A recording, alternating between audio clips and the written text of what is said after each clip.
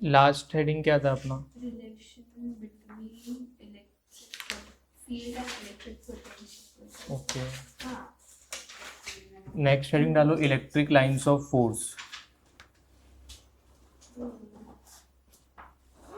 Sir actually आप इसका page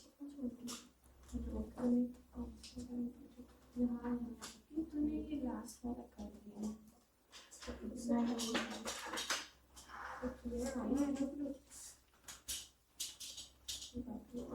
उल्टा पुल्टा लिख धीरे दिया। धीरे धीरे दूसरा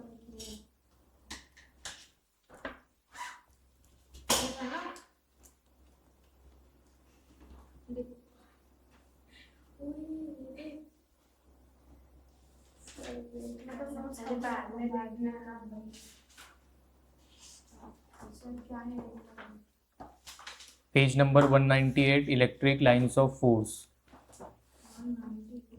और तुम लोग सैटरडे को क्यों नहीं आए थे? मुझे उधर बता के देते हैं, मेरा प्रैक्टिकल। अच्छा, और अरे लेट रखा क्लास में तो मैं आ गई। प्रैक्टिकल कॉलेज में प्रैक्टिकल था और तुम्हारा क्या था?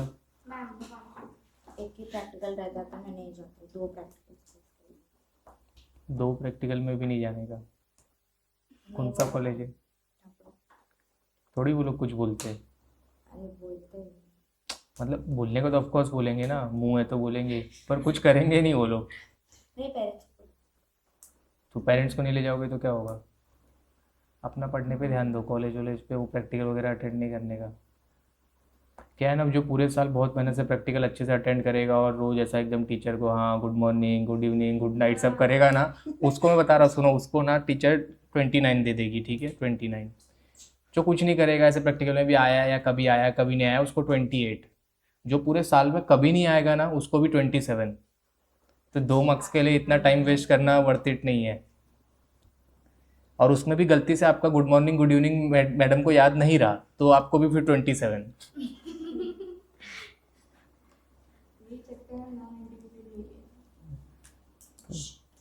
ये नहीं होता है। Page number 198 electric lines of force. जरा कोई रीड करो तो उसको।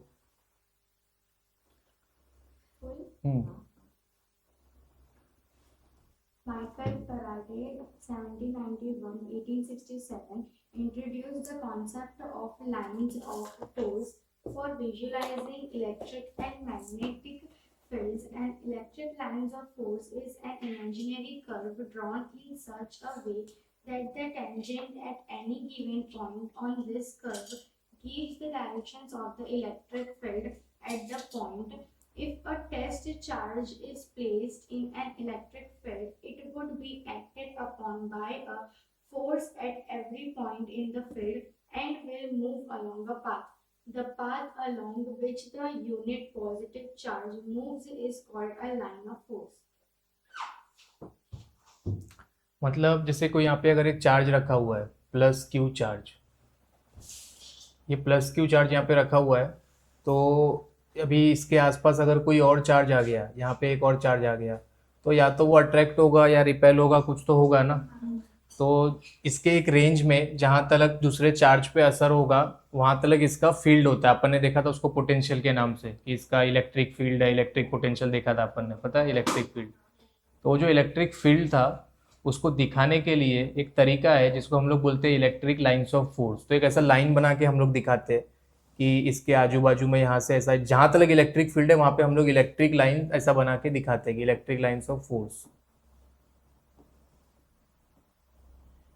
अभी अगर पॉजिटिव चार्ज है तो पॉजिटिव चार्ज से electric lines of force away रहता है, मतलब पॉजिटिव से निकल के दूसरी तरफ जा रहा होता है। अगर यहाँ पे ये नेगेटिव चार्ज होता माइनस क्यू, तो बाहर से वो नेगेटिव मतलब चार्ज की तरफ आ रहा होता। तो ये इलेक्ट्रिक फील्ड जो है ना उसको दिखाने का तरीका है इलेक्ट्रिक लाइंस ऑफ फोर्स। आगे पढ़ो।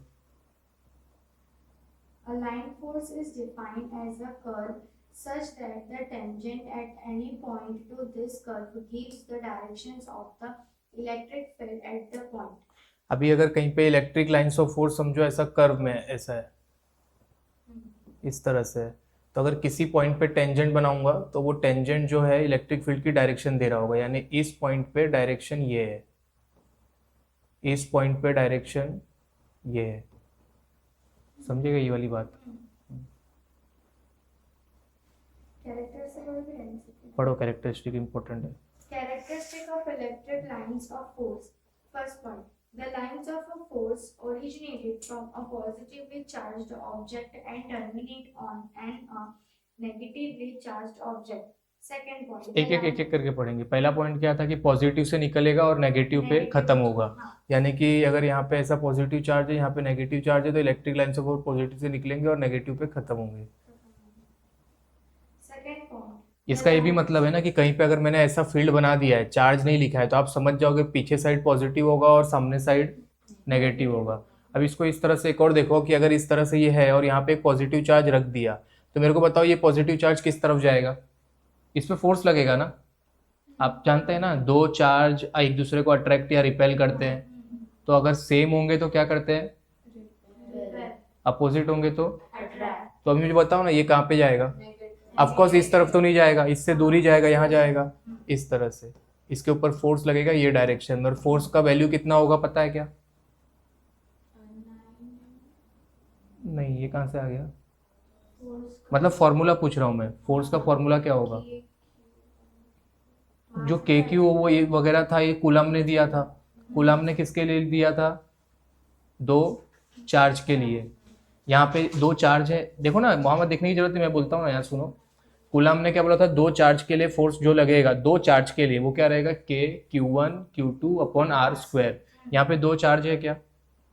एक इलेक्ट्रिक फील्ड है, दूसरा क्या है? चार्ज। एक चार्ज है, दूसरा इलेक्ट्रिक फील्ड है। इसके लिए क्या फॉर्मूला था? देखो, पहले तो इलेक्ट्रिक फील्ड है, आपको पता चल गया ये इलेक्ट्रिक फील्ड है ना, ये वाला। तो इलेक्ट्रिक फील्ड का फॉर्मूला क्या था? E is equal to F by Q। तो F क्या हो जाएगा?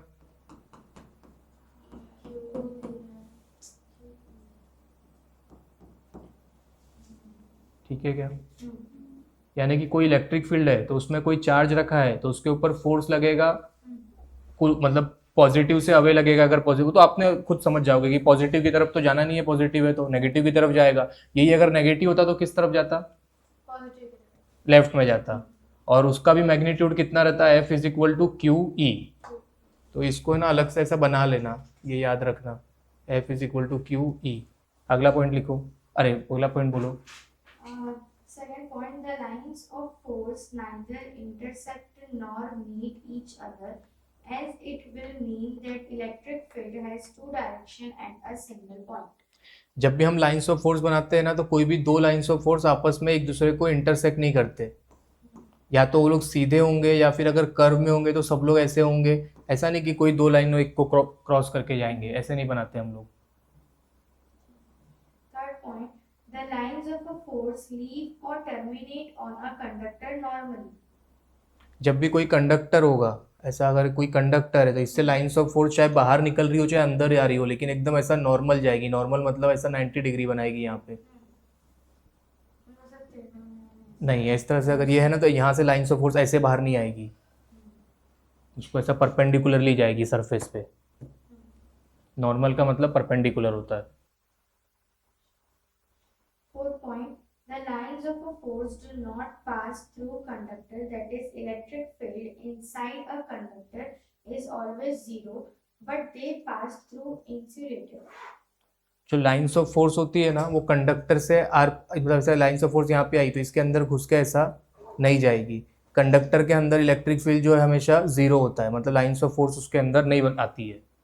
लाइंस ऑफ फोर्स तो इमेजिनरी कंसेप्ट है, तो जब भी हम लोग बनाते हैं ना, तो उसको कंडक्टर के अंदर नहीं बनाते, क्योंकि इलेक्ट्रिक फील्ड कंडक्टर के अंदर नहीं घुस पाती है, इंसुलेटर में घुस जाती है। इसका रीज़न तो अपन आगे देखेंगे कि कंडक्टर में इलेक्ट्रिक फील्ड क्यों नहीं घुस पाती है। कंडक्टर ऐसा क्या करता है, कुछ तो स्पेशल करता है कंडक्टर, जो इलेक्ट्रिक फील्ड को अपने अंदर नहीं आने देता है, वो अपन बाद में देखेंगे। Fifth point, magnitude of the electric field intensity is proportional to the number of lines of a force per unit area of the surface held perpendicular to the field. जो इलेक्ट्रिक फील्ड है वो proportional है number of lines के, number of lines और upon में area. कितना area है? Cross section area. Cross section area समझते हो क्या? ये देखो इलेक्ट्रिक फील्ड है, number of lines upon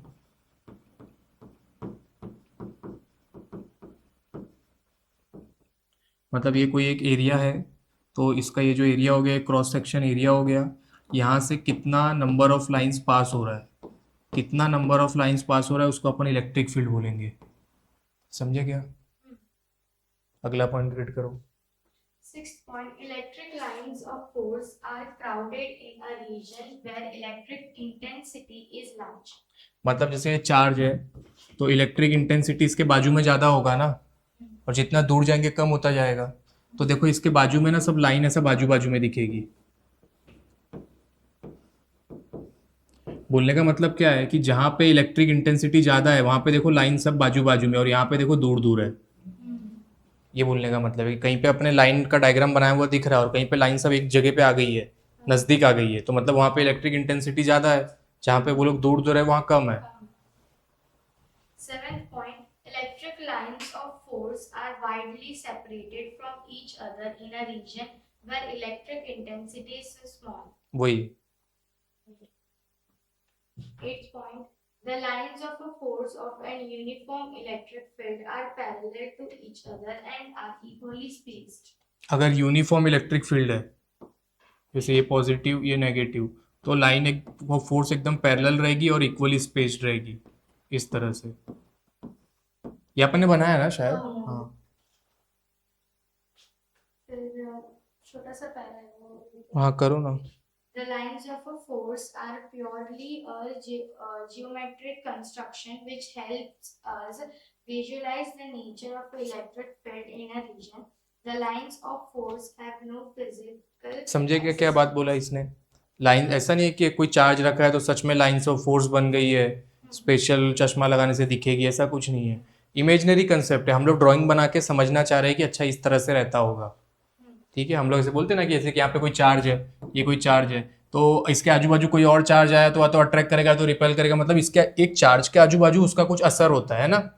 charge के असर को विजुअलाइज करना है, मतलब हम इमेजिन कैसे करें, तो इसके लिए हम लोग ने लाइंस ऑफ फोर्स बनाया और सारे उसके रूल बनाए कि जब भी लाइंस ऑफ फोर्स बनाओगे तो ऐसे बनाना, इंटरसेक्ट मत करना।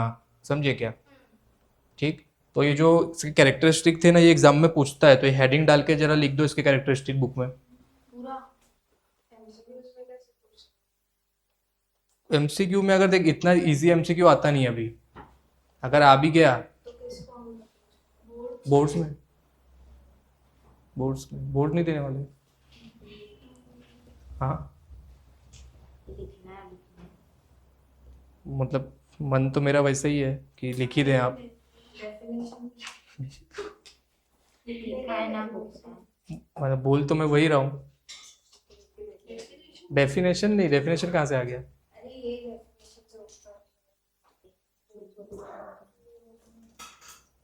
अच्छा ये वाला है ना, ये अलग फॉन्ट वाला कहाँ है?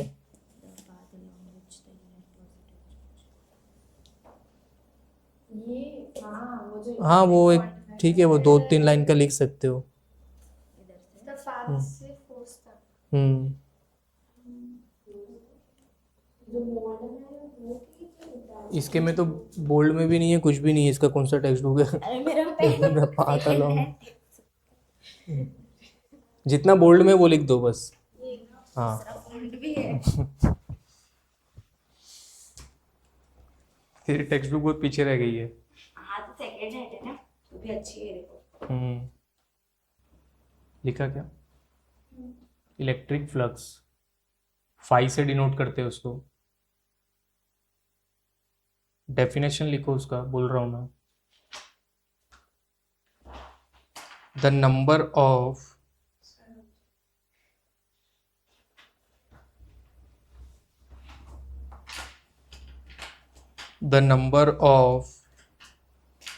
lines of force passing through a cross section area is called as electric flux.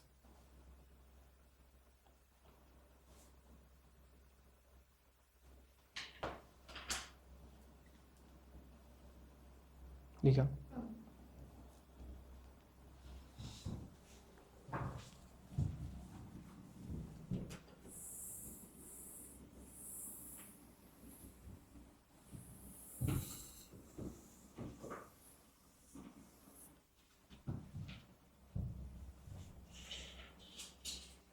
वो जो आपने डेफिनेशन लिखा उससे इलेक्ट्रिक फ्लक्स का मतलब बताओ ना।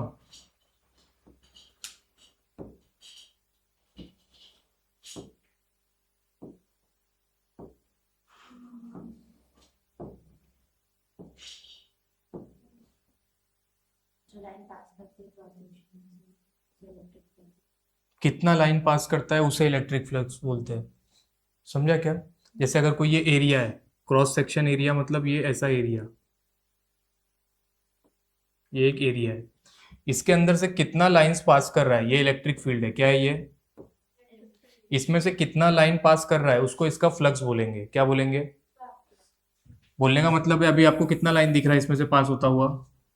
5। तो इसका कुछ फ्लक्स आएगा। ठीक है, अगर 10 लाइन पास हो रहा होता तो फ्लक्स डबल, अगर सिर्फ 2 लाइन पास हो रहा होता तो फ्लक्स आधे से भी कम हो जाता। तो जितना लाइन पास हो रही होगी, अगर ज्यादा लाइन पास हो रही है तो ज्यादा फ्लक्स बोलेंगे, कम लाइन पास हो रही है तो कम फ्लक्स। समझ में आया तुम्हें? अभी अभी आपने यहाँ पे एक फॉर्मूला लिखा था, वो फॉर्मूला था इलेक्ट्रिक फील्ड के लिए। क्या था वो बता सकते हैं? Electric field is equal to number of lines upon cross section area.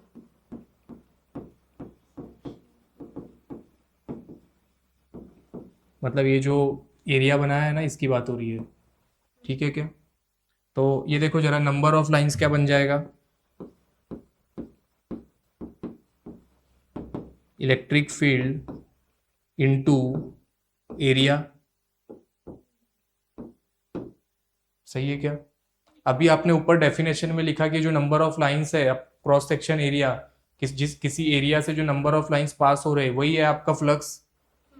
ये लिखा अपन ने।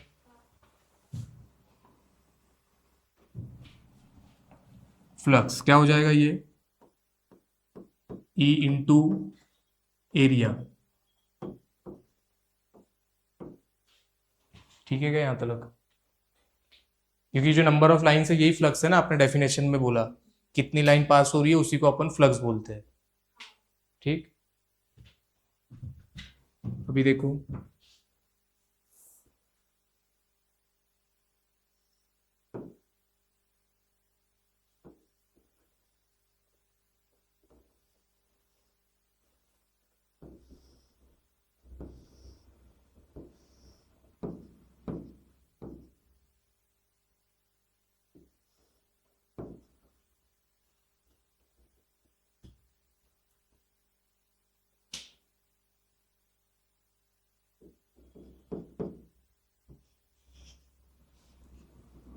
कुछ कलर लगा रहा है क्या? ऐसे क्यों हो रहा है?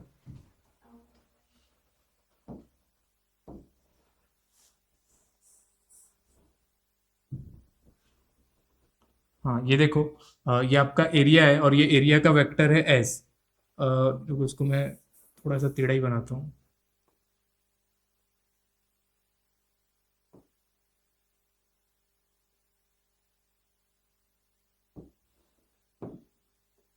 ये एक एरिया है, इसका वेक्टर है, मतलब एरिया एक वेक्टर क्वांटिटी, तुम्हें पता है क्या? नहीं? तुम सुन लो, एरिया एक वेक्टर क्वांटिटी है। जैसे ये एक एरिया हो गया ना, तो ये एक एरिया एक वेक्टर क्वांटिटी और इसका डायरेक्शन भी होता है। डायरेक्शन क्या होता है? परपेंडिकुलर। समझे? अगर ये एरिया ऐसा रखा हुआ है तो ये इसका डायरेक्शन हो गया, अगर एरिया ऐसा रखा हुआ है तो ये इसका डायरेक्शन हो गया। समझे क्या? तो अभी फिलहाल है ना, ये जो है ना ये ऐसे नहीं रखा हुआ है, थोड़ा सा टेढ़ा करके रखा हुआ है, तो ये इसका डायरेक्शन हो गया है। समझ में आ रहा है क्या बनाया मैंने, क्या बनाना चाहता हूँ? ये ऐसे रखा हुआ है। अगर ये ऐसे होता, अगर ये एकदम ऐसे सीधा होता तो इसका डायरेक्शन ये होता ना, थोड़ा टेढ़ा कर दिया तो डायरेक्शन ऊपर चला गया है। समझा क्या डायग्राम है ये? अभी इसमें से इलेक्ट्रिक फील्ड इस तरह से पास हो रही है।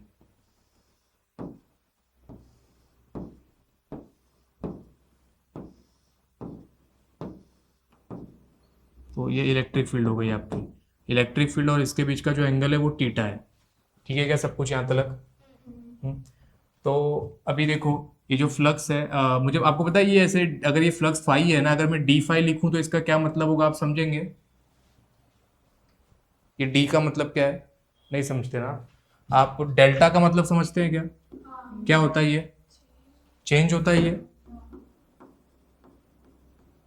जैसे डेल्टा का मतलब चेंज होता है ना, ये डी का मतलब भी चेंज होता है, और एक और डेल्टा आता है इसका मतलब भी चेंज होता है। ये डेल्टा जो होता है बड़ा चेंज होता है, ये होता है छोटा चेंज, ये उससे भी छोटा चेंज।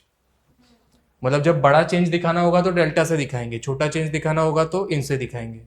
समझे? फिलहाल तो हम लोग ज्यादातर ये डी यूज करने वाले हैं। तो ये डी और डेल्टा ये दोनों भी क्या है? चेंज है। डी और डेल्टा दोनों भी क्या है? चेंज। तो जब बड़ा है चेंज तो डेल्टा से और डी से दिखाए तो मतलब छोटा चेंज। कोई चीज का अगर छोटा सा वैल्यू है तो उसको डी से दिखाएंगे। तो अगर मैं डी फाई लिख दूं ना तो मैं छोटे से फाई की बात कर रहा हूं। समझे क्या? ये बात याद रखना, कहीं पे भी डी से अगर कुछ लिखूं तो मैं वो छोटे से इसकी बात कर रहा हूं। ठीक है? तो फिलहाल तो देखो मैं ये छोटा आपके बुक में दिया है वो डी फाई करके, देखोगे ना आप वहाँ पे जहाँ फ्लक्स वाले इसमें, तो डी फाई करके फाई किया है, लेकिन अभी उसकी ज़रूरत नहीं, मैं डायरेक्ट फाई बोल देता हूँ। तो अगर मैं ये फाई बोल रहा हूँ फ्लक्स, तो क्या आ जाएगा? E D S, D D नहीं है तो ई एस आ जाएगा।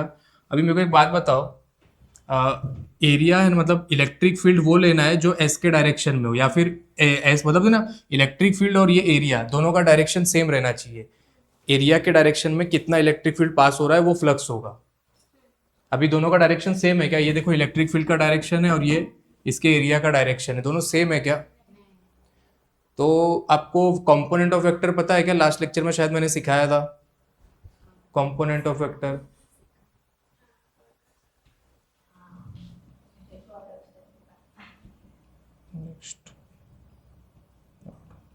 कंपोनेंट ऑफ वेक्टर बताया था लास्ट लेक्चर में, थोड़ा सा मैंने आपको नहीं, या फिर नहीं बताया था?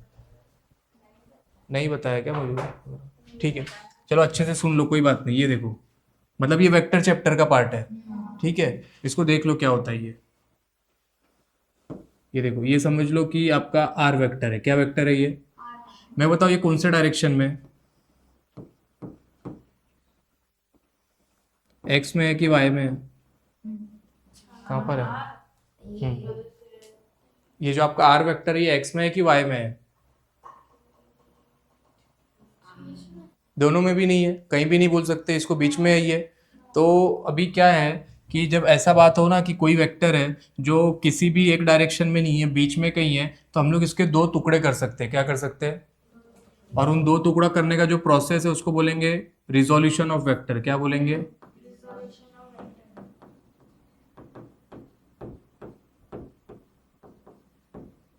रिजोल्यूशन ऑफ वेक्टर का मतलब क्या है कि इसका एक पार्ट है ना हम लोग यहाँ पे ले लेंगे, ये एक्स के डायरेक्शन में, ये ऐसे आ जाएगा। दूसरा पार्ट हम लोग यहाँ पे ले लेंगे वाई के डायरेक्शन में। समझा क्या बोल रहा हूँ मैं? एक पार्ट एक्स के डायरेक्शन में और एक पार्ट वाई के डायरेक्शन में। जो एक्स के डायरेक्शन में इसका नाम हम लोग रखेंगे आर एक्स, और वाई वाले का नाम क्या रखेंगे? R y. ये आर एक्स की वैल्यू कितनी होगी आप जानते हैं क्या?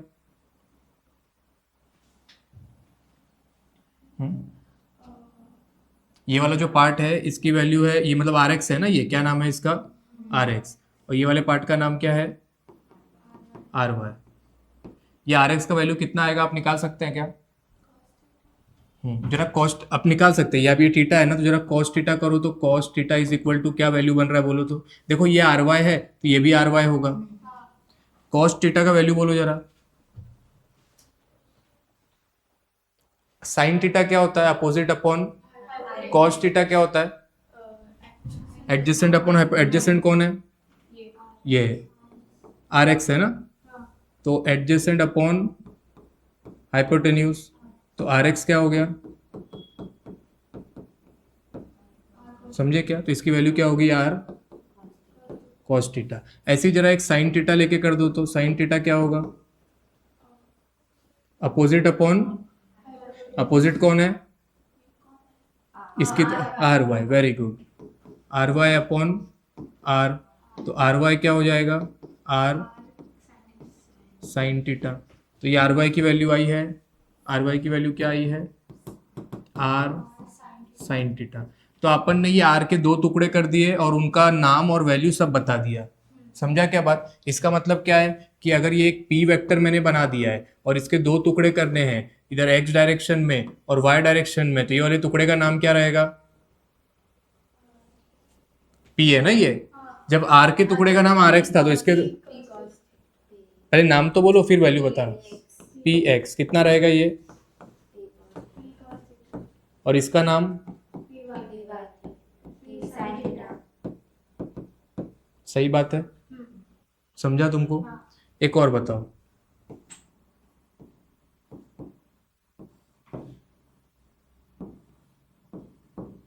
चलो ये वाले टुकड़े का नाम बताओ। T x. ये वाले टुकड़े का नाम बताओ।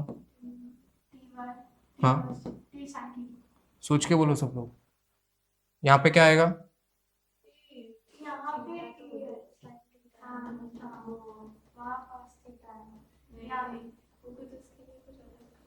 अभी याद रखो, हाँ ध्यान से याद रखो, कुछ अलग नहीं करेंगे, ध्यान से याद रखो।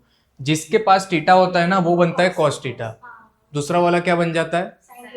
ये भी टीटा इसके पास है ना, तो ये क्या बनेगा? T cos theta. दूसरा वाला क्या बन जाएगा? टी। इस बात को ध्यान रखोगे।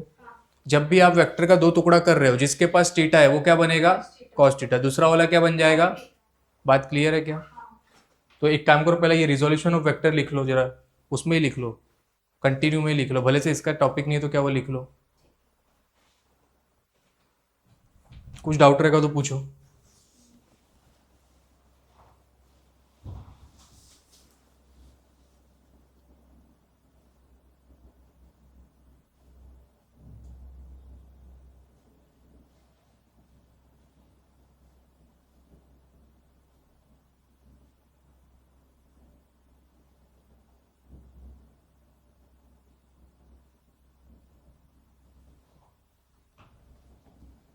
कोई भी एक वेक्टर है, उसको अपने को 2 टुकड़े करने हैं, तो जिस टुकड़े के पास थीटा रहेगा उसका नाम क्या हो जाएगा, और दूसरे वाले का?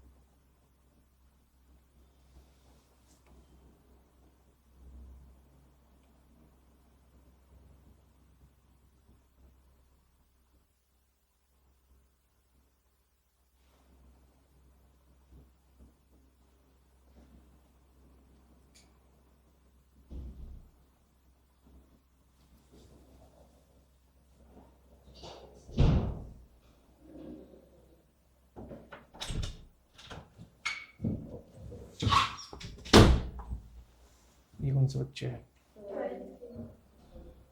कौन से वाले? यहाँ पे 12th का सीटी बैच नहीं है ना? कितने बच्चे उसमें? उन्होंने कभी देखा नहीं आप लोग ने?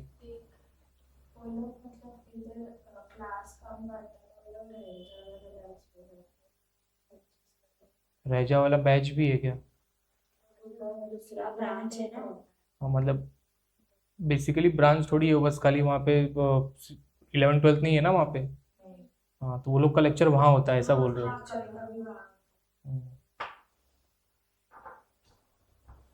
ब्रांच इतना बाजू में थोड़ी होते हैं, कम से कम अलग स्टेशन पे होते हैं।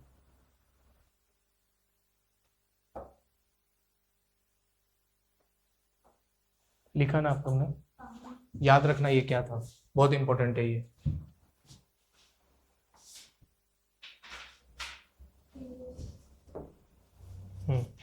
यहाँ पे देखो, यह प्रॉब्लम क्या हो रही है कि जो एरिया है वो ई के साथ नहीं है, मतलब ई के डायरेक्शन में नहीं है, तो अपने को एरिया का वो वाला पार्ट लेना पड़ेगा जो ई के डायरेक्शन में हो। तो एरिया का वो वाला पार्ट जो ई के डायरेक्शन में वो कितना हो जाएगा?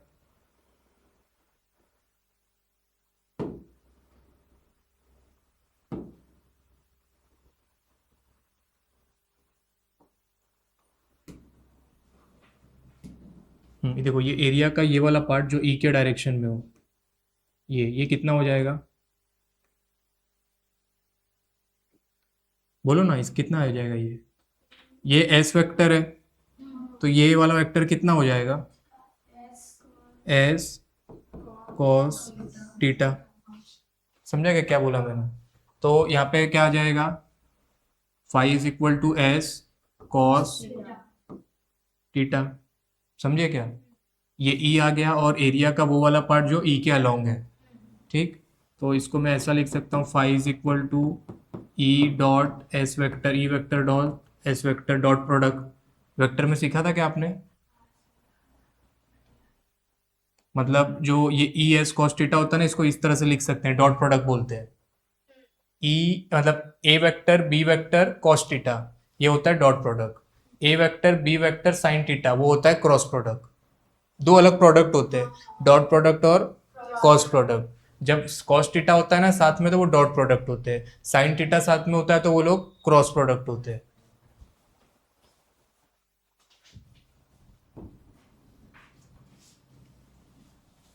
ठीक है क्या?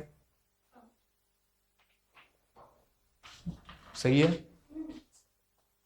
अभी यहाँ पे देखो जरा, केस वन में क्या बोल रहा है? If angle between electric field and area vector is 90, अगर इन दोनों के बीच का एंगल जो है या फिर जीरो इज जीरो, पहला जीरो ले